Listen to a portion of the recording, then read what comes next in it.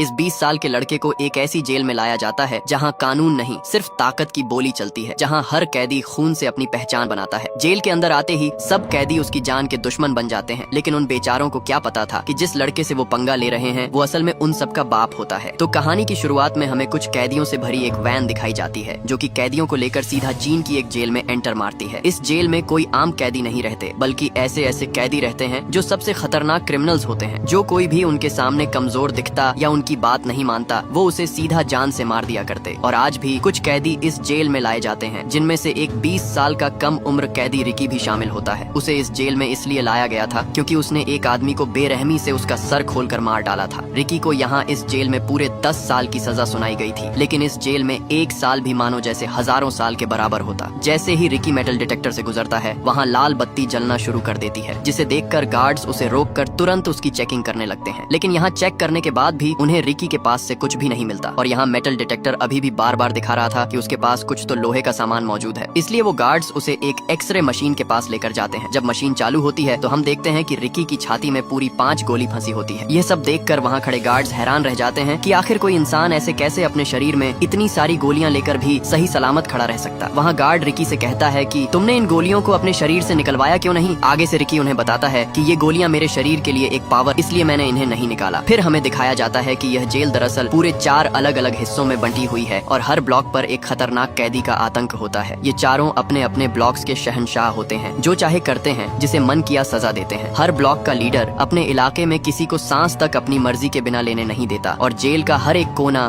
खून, डर और जुल्म से भरा हुआ है। सुबह होते ही सभी लोग अपने कामों में लगे हुए थे, तभी वहाँ एक कैदी आता है जिसका नाम माइकल था, जो कि साउथ ब्लॉक का लीडर था। वह आते ही वहाँ एक कमजोर कैदी ओइंग को पीटने लगता है, क्योंकि कल उसने उसका कुछ कहना नहीं माना था, इसीलिए वह उसे वहाँ कुत्ते की तरह पीट डालता है। असल में ये आदमी अपनी आधी से ज्यादा जिंदगी इस जेल में बिता चुका था और उसे इस जेल से बाहर जाने की कोई भी उम्मीद नहीं नजर आ रही होती है, क्योंकि उसे पता था कि वो इन जालिम और बेरहम कैदियों के बीच ज्यादा देर तक जिंदा नहीं बच पाएगा। इसलिए उसने जेल में ही एक छोटा सा खिलौना अपने बेटे के लिए बनाया, ताकि वो अपने बेटे को एक आखिरी तोहफा दे पाए। लेकिन इसी दौरान वो खिलौना माइकल उठा लेता है। वो कमजोर कैदी अपना खिलौना उससे वापस मांगता है, क्योंकि यह खिलौना ओइंग ने अपने बेटे के लिए बहुत मेहनत से बनाया था। लेकिन तभी माइकल वो खिलौना उसके सर पर दे मारता है, जिससे वो नीचे जा गिरता है और यहाँ उसके खिलौने के टुकड़े टुकड़े हो जाते हैं। माइकल उसे धमकी देता है कि अगर तूने आज के बाद मुझसे पंगा लिया तो तुझे जान से मार डालूंगा। यहाँ वो बूढ़ा ओइंग उसके ताने सुन सुनकर पूरी तरह तंग आ चुका था, और यहाँ अब उसके अंदर माइकल से बदला लेने की आग भड़क उठती है। इसलिए वो शेविंग मशीन उठाकर माइकल की ओर भागता है कि तभी माइकल का चमचा टांग फंसा देता है, और यहाँ उल्टा माइकल उसकी ही शेविंग मशीन से उसका मुंह छील डालता है, जिससे वह वहीं तड़पने लगता है। उसकी दर्दनाक चीखें सुनकर एक गार्ड वहाँ आ जाता है, लेकिन वो गार्ड उसे बचाने की जगह उन दरिंदों को उसे और पीटने को कहता चला जाता है, और माइकल अपने चमचों के साथ उस बूढ़े ओइंग को पीटने जा ही रहा होता है कि तभी वहाँ रिकी आकर माइकल के पैरों पर लात दे मारता है, जिससे उसका मुंह नीचे पड़ी नुकीली कीलों पर आर पार हो जाता है और वो कीलों की जकड़ उसकी आंख ही फोड़ देती है। और फिर माइकल का चमचा रिकी पर हमला करने जा ही रहा होता है कि रिकी उसे ऐसी खौफनाक नजर से देखता है कि वो तीनों डर के मारे चूहे की तरह वहाँ से भाग निकलते हैं। यहाँ माइकल बच तो गया था, पर अब उसकी एक आंख फूट चुकी थी, जिस कारण उसके अंदर बदले की आग जाग चुकी थी। वो अब बस किसी भी हाल में रिकी को एक दर्दनाक मौत देना चाहता था, तभी उसकी ये बदले की आग ठंडी होगी। इसी दौरान उसका वही चमचा आता है और कहता है कि बॉस, हमें मेड ड्रैगन को उस रिकी को मारने की सुपारी देनी चाहिए, वो उसे कुत्ते की मौत मारेगा। मेड ड्रैगन असल में यहाँ का सबसे खूंखार कैदी है, जो भी उसके आड़े आता है वो उसे भगा भगा कर कुत्ते की मौत मारता है। मेड ड्रैगन को अभी के लिए वार्डन ने एकाल कोठरी में बंद करके रखा है, क्योंकि उसने हाल ही में वार्डन के घोड़े को जिंदा मार कर खा गया था। फिर माइकल एक गार्ड से डील करता है और कहता है कि आज ही ओइंग को बताओ कि उसकी सजा को और बढ़ा दिया गया है और अब वह इस जेल में पूरे 20 साल और बिताएगा। वह गार्ड सीधा ओइंग के पास आता है और बताता है कि अब तुम्हारी रिहाई कैंसिल कर दी गई है और अब से तुम्हें 20 साल और इस जेल में गुजारने होंगे। ये सुनकर उस बूढ़े कैदी ओइंग के पैरों तले जमीन खिसक जाती है, क्योंकि वो जानता था कि अगर अब वह इस जेल में रहा तो माइकल उससे अपना बदला जरूर लेगा और उसे तड़पा तड़पा कर मार डालेगा। इसलिए वह गार्ड्स के पैर पकड़कर उनसे रिहाई की भीख मांगने लगता है, लेकिन वो गार्ड्स आगे से उल्टा उसे पीट कर वहाँ से चले जाते हैं। इससे पहले कि अब वह और तड़प तड़प कर यहाँ अपनी जिंदगी गुजारता, उसी रात वो अपने आप को फंदे पर लटका कर खत्म कर लेता है। ये खबर पूरी जेल में फैल जाती है। यहाँ रिकी को भी पता चल जाता है कि जिसकी उसने उस दिन जान बचाई थी वो बेचारा मारा जा चुका है। जब गार्ड्स उसकी लाश वहाँ से ले जा रहे होते हैं तब वहाँ रिकी आ जाता है। वो जब ओइंग के हाथों पर लगी हथकड़ी देखता है तो वो उन गार्ड्स को उसके हाथों से हथकड़ी खोलने के लिए बोलता है और कहता है कि वो मर चुका है, कम से कम अब तो उसे आजाद कर दो। तभी रिकी उसकी हथकड़ी को वहाँ अपने हाथों से ही तोड़ डालता है। ये देखकर वो गार्ड्स हैरान रह जाते हैं कि इतनी मजबूत हथकड़ी कोई नॉर्मल इंसान कैसे तोड़ सकता है। फिर रिकी ओइंग का वही खिलौना निकालता है जो कि उस दिन माइकल ने तोड़ दिया था और जिसे रिकी ने अब ठीक कर दिया होता है। वो उस खिलौने को उसकी बॉडी पर रख देता है ताकि उसकी आत्मा को थोड़ा सा सुकून मिल सके। अब ओइंग को मरता देखकर उसका दिल अंदर से टूट जाता है और एक बार फिर से रिकी के अंदर बदले की आग भड़क जाती है और अब वो माइकल से ओइंग का बदला लेने के लिए तैयार था। अगली सुबह सब कैदी नहाने के लिए आते हैं। जब रिकी नहा रहा था तब वहाँ माइकल भी आ जाता है और इसी दौरान वहाँ वो खूंखार कैदी मेट ड्रैगन आ जाता है। वो सीधा आकर रिकी के मुंह पर एक जोरदार मुक्का दे मारता है और रिकी फुटबॉल की तरह उछलता हुआ एक कोने पर जा गिरता है। लेकिन आगे से रिकी भी चीते की तरह उठ खड़ा होता है और उसके पेट पर इतने जोर का मुक्का दे मारता है कि उसका पेट अंदर से फटकर सारा सामान बाहर आ जाता है और वो वहीं मौके पर मारा जाता है। ये देखकर माइकल एक कील को लेकर सीधा रिकी के हाथ के अंदर घुसा देता है, लेकिन आगे से रिकी भी उसका हाथ अपनी ताकत से चूरा चूरा कर देता है। अब रिकी का बदला लेने का वक्त आ चुका था और वो मौके का फायदा उठाकर एक मुक्के में सीधा माइकल के पेट को चीर कर रख देता है और आखिरकार माइकल का काम वहीं पर तमाम हो जाता है। सामने खड़े कैदी ये सब देखकर अपने होश ही खो बैठते हैं। इसी दौरान गार्ड वहाँ आकर उसे पकड़ कर ले जाते हैं। तभी वहाँ एक कैदी नारुमी जो कि नॉर्थ ब्लॉक का लीडर था वो उसके पास आता है। आया तो वो रिकी के अंदर अपना डर बिठाने के लिए था, लेकिन जब उसने रिकी के हाथों मेट ड्रैगन को मरते देखा तब वो उसे अपना पार्टनर बनने के लिए कहता है, लेकिन रिकी उससे कुछ भी कहे बिना वहाँ से चला जाता है। फिर उसे एक ऐसे सेल में बंद कर दिया जाता है जहाँ सबसे खतरनाक कैदियों को रखा जाता था। जैसे पहले मेट ड्रैगन था, लेकिन अब उसे यहाँ इस सेल में छोड़ दिया गया होता है। लेकिन तभी उसके सीने के अंदर अचानक से दर्द शुरू हो जाता है। ये दर्द उन गोलियों का था जो कि उसके सीने में फंसी थी। तभी उसे अपनी ट्रेनिंग और मास्टर की याद आती है और फिर वो चुपचाप अपने ध्यान में मगन हो जाता है। और इसी के साथ हमें फ्लैशबैक का सीन दिखाया जाता है जब रिकी एक स्टूडेंट हुआ करता था और उसके माँ बाप पहले ही इस दुनिया से जा चुके थे। वो वहाँ अपने माँ बाप की कब्र पर आता है तो वहाँ उसके सामने उसका मास्टर झांग खड़ा हुआ था जो बचपन में उसे मार्शल आर्ट की ट्रेनिंग दिया करते थे। मास्टर उसे उसकी ताकत दिखाने के लिए कहता है, लेकिन जैसे ही वो मास्टर पर हमला करता है मास्टर उसे एक ही झटके में नीचे गिरा देता है। फिर मास्टर उसे बताते हैं कि तुम अभी पूरी तरह परफेक्ट नहीं बने हो, तुम्हारे अंदर अभी भी कमजोरियां हैं जिसे तुम्हें पूरा करना होगा और उसे पूरा करने के लिए अभी काफी समय लगेगा, तब जाकर तुम एक खिलाड़ी फाइटर बन पाओगे। ये सब सुनकर रिकी मास्टर के कदमों में जा गिरता है और गिड़गिड़ा कर कहता है कि मास्टर मुझे हर हाल में खिलाड़ी फाइटर बनना है, मैं अपनी हर कमजोरी को दूर करूंगा चाहे कितना भी समय लगे। फिर मास्टर उसकी कड़ी ट्रेनिंग शुरू कर देता है और यहाँ मास्टर रिकी से कहते हैं कि सबसे पहले तुम्हें अपने दिमाग और शरीर पर कंट्रोल करना होगा, फिर तुम्हें अपने दिमाग से सारा गुस्सा और नफरत बाहर निकालनी होगी। मास्टर उसके सामने एक पत्थर रखकर बोलते हैं कि अपने पूरे दिमाग को कंट्रोल करके इसे तोड़ कर दिखाओ। फिर रिकी अपने दिमाग को शांत करके वहाँ रखे पत्थर को एक कागज की तरह चीर डालता है। ये देखकर मास्टर वहाँ उस पर पत्थरों की बारिश शुरू कर देता है। आगे से रिकी भी उन्हें ऐसे चीरता डालता जैसे कोई चीता हो। आखिर में मास्टर सबसे बड़ा पत्थर उठाकर सीधे उसके सीने पर दे मारता है, लेकिन इसे भी रिकी आसानी से तोड़ देता है। अब यहाँ मास्टर को समझ आ जाती है कि रिकी अपने आप पर पूरी तरह कंट्रोल करना सीख गया है और अब उसकी ट्रेनिंग कंप्लीट हो चुकी है। इसके बाद सीन शिफ्ट होता है और हमें रिकी दिखाया जाता है जो अपने सेल में बैठा ध्यान लगा रहा होता है कि इसी दौरान वहाँ एक गार्ड आकर उसे कहता है कि तुम्हें असिस्टेंट वार्डन ने बुलाया है। इसलिए उसे सीधे असिस्टेंट वार्डन के पास लाया जाता है जिसका टेबल खाने से भरा पड़ा था। उसका एक हाथ नहीं था, इसीलिए उसने अपने हाथ की जगह पर कुंडे वाली हुक लगा रखी थी और खाना भी वहाँ उसी हुक से खा रहा था। यहाँ वार्डन गार्ड को रिकी की रिपोर्ट पढ़ने को कहता है। गार्ड रिकी की रिपोर्ट पढ़कर बताता है कि वो एक अनाथ है, उसके माँ बाप नहीं थे और वो बचपन से ही अनाथ आश्रम में ही रह रहा था। उसे स्कूल से भी इसलिए निकाल दिया गया था क्योंकि वहाँ भी वो हर किसी को भी पकड़कर पीटना शुरू कर देता था। इसलिए उसने म्यूजिक कॉलेज में दाखिला लिया जहाँ उसने बांसुरी बजाना सीखा। यहाँ तक कि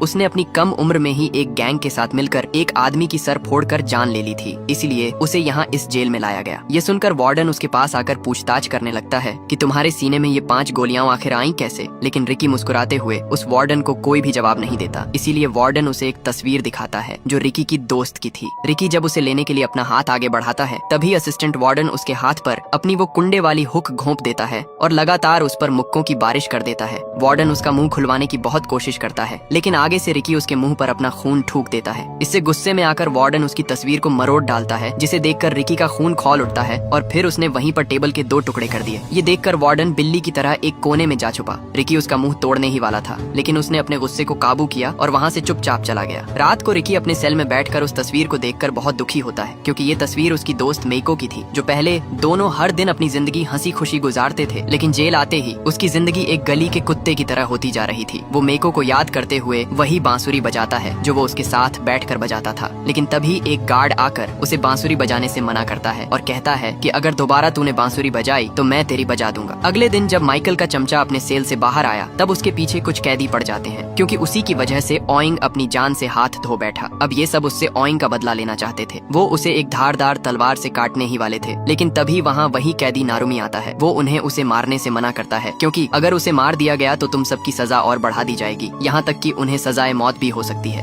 लेकिन वहाँ वोंग नाम का कैदी उस पर गुस्सा होता है और कहता है कि जब हम लोगों पर जुल्म होता था तब तुम कहाँ थे? उस वक्त तुमने हमारी मदद क्यों नहीं की? और अब जब हमारी बारी आई तो तुम इसे जिंदा रहने के लिए क्यों छोड़ रहे हो? हमें इसे जिंदा नहीं छोड़ना चाहिए, हमें इसे मारना ही होगा। ये सुनकर नारुमी गुस्से में आ जाता है और वही धारदार तलवार लेकर उसका मुंह बीच से काट देता है, जिससे वो वहीं तड़पने लगता है। इधर ऊपर खड़ा हरामी वार्डन उसे देखकर बहुत खुश होता है और कहता है कि तुमसे मुझे यही उम्मीद थी और अब तुमने मेरा दिल जीत लिया है। वार्डन उसके मुंह में बेरहमी से नुकीला हुक फंसाकर उसकी जिंदा लाश घसीटता हुआ वहाँ से ले जाता है। उसी दिन वार्डन नारुमी को अपने केबिन में बुलाता है और एक हथियार देकर कहता है कि जिस तरह तुमने वोंग को मारा है उसी तरह अब तुम्हें रिकी को भी जान से मारना होगा। ये सुन नारुमी सोच में पड़ जाता है, क्योंकि वोंग तो एक आम कैदी था, इसलिए उसने आसानी से उसे फाड़ दिया। पर रिकी कोई आम सा कैदी नहीं है, अगर उसने रिकी से पंगा लिया तो वो उसे भी मेड ड्रैगन की तरह चीर कर रख देगा। लेकिन वार्डन का हुक्म था, इसलिए वो ये करने के लिए मान जाता है। इसके बाद नारुमी जेल के ग्राउंड में पहुंचता है। वहाँ उसने वोंग को जंजीरों से जकड़कर एक लकड़ी के ढांचे पर लटका रखा था, ताकि उसको तड़पता हुआ देखकर बाकी कैदियों के दिलों में उसका खौफ बढ़ जाए और कोई भी दोबारा उसके खिलाफ खड़े होने से पहले 100 बार सोचे। वहाँ उसकी बॉडी को देखकर रिकी को बहुत बुरा लगता है। इसी दौरान नारुमी उस पर हमला चालू कर देता है और दोनों के बीच तगड़ी हाथापाई शुरू हो जाती है। और फिर लड़ते लड़ते तभी नारुमी उसकी आंखों में जलते हुए अंगारे फेंक देता है, जिससे रिकी वहाँ पूरी तरह अंधा हो जाता है। उसे वहाँ कुछ भी दिखाई नहीं दे रहा था। इसी का फायदा उठाकर नारुमी चालाकी से उसके एक बाजू पर चीरा दे मारा, जिससे रिकी नीचे जा गिरता है। लेकिन मौके पर ही रिकी को वहाँ पानी की पाइपलाइन मिल जाती है। उसने जल्दी से वो पाइपलाइन तोड़ दी, जिससे तेज पानी निकलना शुरू हो जाता है और मौके पर ही उसने अपनी आंखें धो डाली और एक बार फिर से वो खौफनाक तूफान बन जाता है और नारुमी पर जानवर की तरह टूट पड़ता है। और तभी वो उसके सर पर ऐसा चमाट दे मारता है कि उसकी आंख कंचे की तरह निकलकर नीचे जा रही होती है। इसी दौरान वार्डन भी वहाँ पहुँच जाता है और नारुमी को ढेर होता देखकर उसका मुंह खुला का खुला ही रह जाता है। रिकी जल्दी से अपनी नसों को खींचकर एक दूसरी से धागे की तरह बांध देता है और एक बार फिर हमले के लिए तैयार हो जाता है। लेकिन तभी अचानक नारुमी हार मान जाता है और एक चाकू सीधा अपने पेट में घोंप देता है। लेकिन ये बस उसकी एक चाल थी। रिकी जैसे ही उसके पास आता है, वहाँ वो अपनी आंतों को बाहर निकालकर रिकी के गले में लपेट देता है। लेकिन रिकी ने मौके पर ही उसे ऊपर उठाकर उसके सर पर ऐसा मुक्का दे मारा कि उसके सर की सब हड्डियों का चूरमा बन गया और उसका काम वहीं पर तमाम हो जाता है। इसके बाद रिकी वोंग की बॉडी नीचे उतारता है। वो सब उसे उठाने की कोशिश करते हैं, लेकिन तब तक देर हो चुकी थी और वोंग वहाँ अपना दम तोड़ चुका था। इसलिए ये देखकर रिकी सब कैदियों से कहता है कि इस बेकसूर की मौत का जिम्मेदार कोई और नहीं, वार्डन ही है। इस कुत्ते को जान से मार डालो। इसलिए सब कैदी उस पर एक तूफान की तरह भागते हैं और उसे मारने के लिए अपना हल्ला बोलने ही वाले होते हैं। तभी वहाँ कोई एक कैदी को पकड़कर उसका सर खोल देता है। ये देखकर सब एकदम से चौंधिया जाते हैं। दरअसल ये तीनों अपने अपने ब्लॉक के लीडर थे और अब यही 3 बच गए थे, क्योंकि चौथा लीडर नारुमी मारा जा चुका था। पहले कैदी का नाम चांग, जो एक लड़की थी, लेकिन चारों लीडर में सबसे खूंखार। दूसरे लीडर का नाम कितामा, जिसने अभी अभी एक कैदी का सर खोला था, और तीसरा लीडर ब्रैंडन था। यहाँ वार्डन रिकी से कहता है कि अगर तुम्हारे अंदर दम है तो इन तीनों को हरा कर दिखाओ। रिकी से सब कैदी भी कहते रहे कि इन सबको मार डालो, लेकिन रिकी आगे से कुछ भी नहीं बोलता और सीधा वोंग की लाश को उठाकर वहाँ से जाने लगता है। वार्डन उसे एक ऑफर देता है और कहता है कि मैं तुम्हें नॉर्थ सेल का लीडर बनाना चाहता हूँ, क्योंकि नारुमी मारा जा चुका है, इसलिए अब मैं उसकी जगह तुम्हें रखना चाहता हूँ। मैंने तुम जैसा खतरनाक कैदी आज तक नहीं देखा। लेकिन रिकी फिर से आगे से उसे कुछ भी नहीं कहता, क्योंकि वो उसके इशारों पर नाचने वाला कुत्ता बनना नहीं चाहता था। वो अब पूरी तरह टूट चुका था, क्योंकि उसी की वजह से सब उसके साथ ही अपनी जान से हाथ धो बैठे। दूर बैठा एक लड़का जो इस जेल में कैदी था, वो रिकी को देख रहा था। जब रिकी एक पत्ते से एक सुरीली धुन बजाता है, तब वो लड़का भी पत्ते से धुन बजाने की कोशिश करता है, लेकिन कई कोशिश के बाद भी वो धुन नहीं बजा पाता। तभी रिकी उसके पास आकर बैठ जाता है और उसे धुन बजाना सिखाने लगता है। लेकिन इसी दौरान वो लड़का वहाँ रोने लगता है। रिकी उसे कहता है कि दोस्त, तुम रो क्यों रहे हो? आखिर क्या हुआ है? तब वो लड़का अपना मुंह खोलता है तो वहाँ उसकी आधी जबान कटी मिलती है। दरअसल वार्डन का एक राज था जो सिर्फ उसे ही पता था, इसीलिए वार्डन ने अपना राज छुपाने के लिए उसकी जबान ही काट डाली। यह देखकर रिकी के अंदर वार्डन से बदला लेने की आग और भी बढ़ जाती है। रिकी उसे अपनी वो बांसुरी दे देता है। जैसे ही वो उस बांसुरी को बजाता है तो वो बांसुरी बजने लगती है, जिसे देखकर वो बहुत खुश होता है। खुश होकर वो लड़का बदले में रिकी को कुछ पत्ते देता है ताकि वो भी उन पत्तों से बांसुरी बजा सके।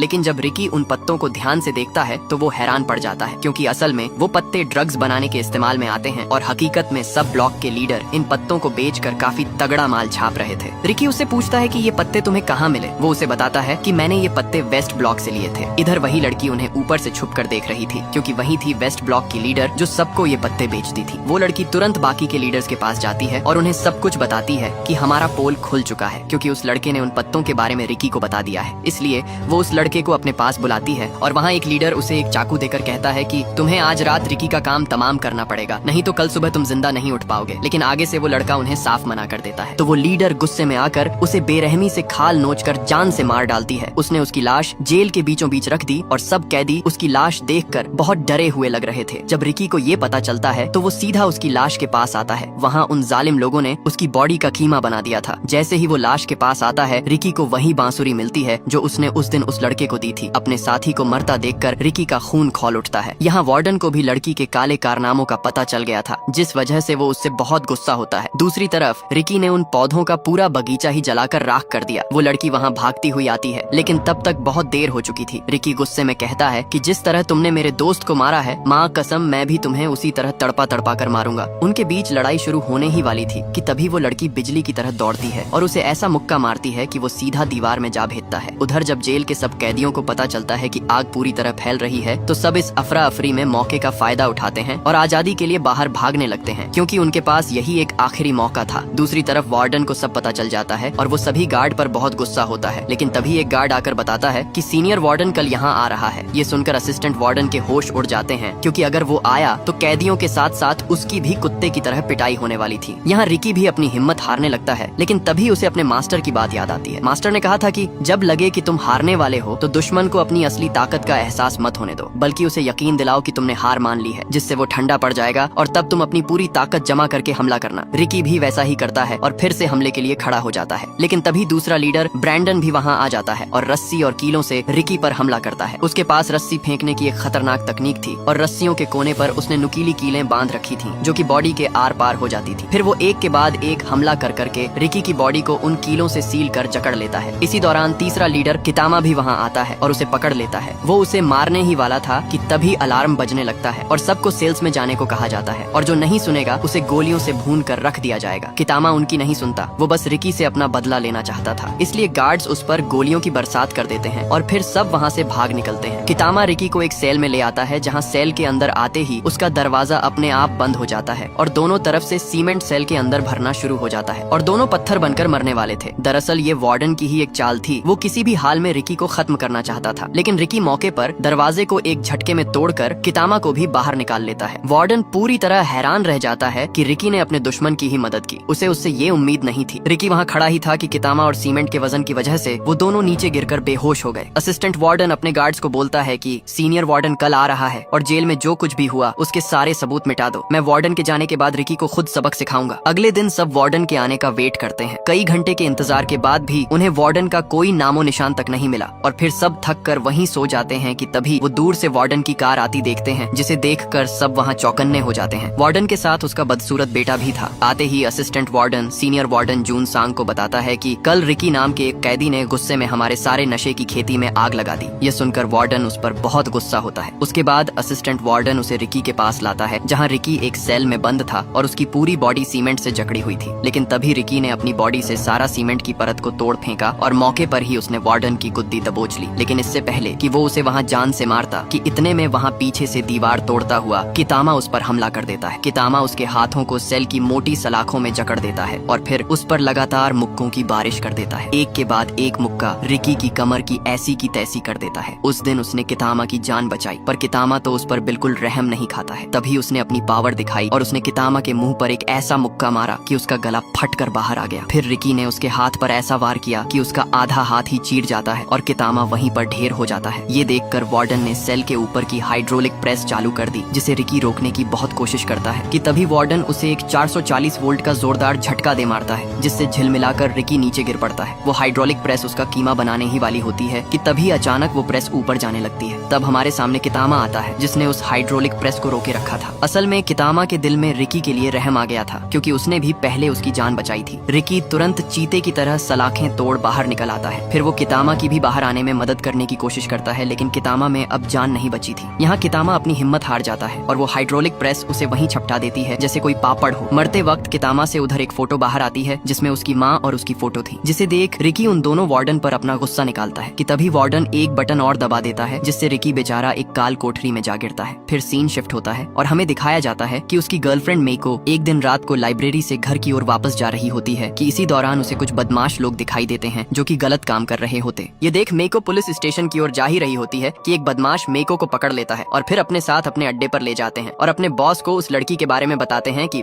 बॉस, हम आपके लिए एक तोहफा लाए हैं। और फिर उसका बॉस मेको को बेहोश करके उसके साथ गलत काम कर देता है। बेचारी मेको यह सदमा सह नहीं पाती है और मौके का फायदा उठाकर उन बदमाशों से बचकर वहाँ से भाग निकलती है और बिल्डिंग की छत पर जा पहुँच वहाँ से छलांग लगा देती है और मेको वहीं मर जाती है। जब रिकी को यह पता चलता है तो उसका दिल अंदर से चूर चूर हो जाता है। फिर वो उसी रात उस आदमी को ढूंढ निकालता है जिसने उसकी दोस्त की जान ली, जिसे देख वो आदमी रिकी पर लगातार 5 गोलियां चला देता है, लेकिन रिकी को कुछ महसूस नहीं होता। वो उस आदमी की टांग तोड़ देता है ताकि वो वहाँ से भाग न सके और फिर वो उसे बेरहमी से सर फोड़कर जान से मार देता है। और यही रिकी का जुर्म था जिसकी वजह से उसे इस नर्क में बंदी बनाया गया था। आगे कहानी में रिकी को फिर से वो लोग नुकीले सरियों में फंसा देते हैं और वार्डन उससे उसकी ताकत के बारे में पूछता है कि तुम्हारे पास ऐसी कौन सी ताकत है कि तुम इतना कुछ सहने के बाद भी जिंदा खड़े रह पा रहे हो। लेकिन रिकी भी आगे से अपना मुंह नहीं खोलता। इसलिए वहाँ वही ईस्ट ब्लॉक वाली लीडर लड़की जिसके हाथ में बहुत सारे ब्लेड्स थे, वो उन सारे ब्लेड्स को रिकी के मुंह में ठूंस देती है और ऊपर से टेप लगा देती है और एक के बाद एक वो लगातार उसके मुंह पर तमाचे मारती है, जिससे रिकी का मुंह खून से लालो लाल हो जाता है। इसी बीच वार्डन आता है और उसके मुंह से टेप हटाता है, लेकिन रिकी आगे से सारे ब्लेड्स उसके मुंह पर गुटके की तरह थूक देता है और सारे ब्लेड्स वार्डन के मुंह में धंस जाते हैं। फिर काफी मारपीट के बाद रिकी को वापस एक काल कोठरी में डाल देते हैं। यहाँ रिकी ने काफी दिनों से कुछ नहीं खाया होता है, इसलिए वो अब बस एक जिंदा लाश की तरह था कि उसी दिन एक कैदी छुपकर उसे खाना देने आता है। वो खाना देकर जैसे ही जाता है कि तभी पीछे से वही कैदी उसे देख लेता है जो माइकल का चमचा था और वो तुरंत वार्डन को उसके सेल में ले आता है। आते ही वार्डन उस बेचारे कैदी को मार देता है और उसे घसीटते हुए सीधा रिकी के सेल तक लाता है। लेकिन जब वो रिकी के सेल में देखता है तो रिकी वहाँ नहीं था, सिर्फ जंजीरें पड़ी थी। असल में रिकी छत से चिपका हुआ था और जैसे ही वार्डन अंदर आता है रिकी मौके पर ही उस पर हमला कर देता है। रिकी जब बाहर आकर उस कैदी को देखता है तो वो मर चुका था, जिसे देखकर उसका खून खौलने लगता है। ये देखकर वार्डन वहाँ से अपनी जान बचाते हुए भागता है, लेकिन नीचे आते ही सब कैदी उसे घेर लेते हैं और इसी दौरान गार्ड्स और कैदियों के बीच जंग शुरू हो जाती है। इधर सीनियर वार्डन पूरी जेल का जायजा ले रहा होता है। उसे दूसरी तरफ हो रही जंग का कोई अंदाजा नहीं था। इसी दौरान एक कैदी उसके पीछे कुछ गलत बोल देता है, जो सुनकर वार्डन को हजम नहीं होता और वो बेरहमी से उस कैदी का हाथ काट देता है ताकि कोई दोबारा ऐसी गलती न करे। इसी बीच रिकी वहाँ पहुँच जाता है। ये देखकर वार्डन तुरंत उस पर गोली चला देता है, लेकिन रिकी असिस्टेंट वार्डन को आगे कर देता है और गोली सीधा उसे लगी, जिससे उस वार्डन का पेट गुब्बारे की तरह फूल कर फट जाता है। इसी दौरान वो लड़की वहाँ पहुँचती है और रिकी पर हमला करती है। उसका साथी ब्रैंडन भी रिकी पर नुकीले कील फेंकता है, जिससे रिकी वहाँ उबलते हुए पानी में जा गिरता है और वहाँ बुरी तरह तड़पने लगता है। वो लड़की उस पर लात से हमला करती है, लेकिन मौके पर रिकी उसका पैर उबलते पानी में घोंप देता है और वहीं पर उसकी वो टांग चीर डालता है। ये देखकर ब्रैंडन अपनी जान बचाकर वहाँ से भागता है, लेकिन पीछे से वार्डन उस पर गोली चला देता है और वो भी वहीं पर फट जाता है। यहाँ वार्डन और रिकी दोनों आमने सामने खड़े थे। तभी रिकी उड़ता हुआ उसे ऐसी लात मारता है जिससे वो सीधा एक दीवार के साथ जा टकराता है। लेकिन इसी दौरान वो वार्डन वहाँ कांपने लगता है और देखते ही देखते वो वार्डन वहाँ एक बहुत बड़े मॉन्स्टर में बदल जाता है। और यहाँ हमें पता चलता है कि रिकी की तरह वार्डन के पास भी एक खास किस्म की ताकत थी जो उसे खतरनाक जानवर बनाती है। पहले तो वो जानवर रिकी को कुत्ते की तरह पीट देता है, पर रिकी अपने दिमाग से काम लेता है और उसे उठाकर सीधा पास चल रहे ग्राइंडर में फेंक देता है और उसे जोर से ग्राइंडर के अंदर दबाकर उसका आम पापड़ बना डालता है और आखिर में रिकी उसका बचा हुआ सर उठा लेता है। दूसरी तरफ सब कैदी और गार्ड के बीच में एक बहुत बड़ी लड़ाई चल रही होती है कि तभी रिकी सभी को वार्डन का कटा हुआ सर दिखाता है। ये लड़ाई यहीं खत्म कर दो, नहीं तो तुम सबका भी यही हश्र होगा। और फिर रिकी भागते हुए जेल की दीवार पर एक जोर का मुक्का मारता है और उसे बीच से 2 टुकड़ों में तोड़ डालता है और यहाँ रिकी के साथ सभी कैदी भी आजाद हो जाते हैं।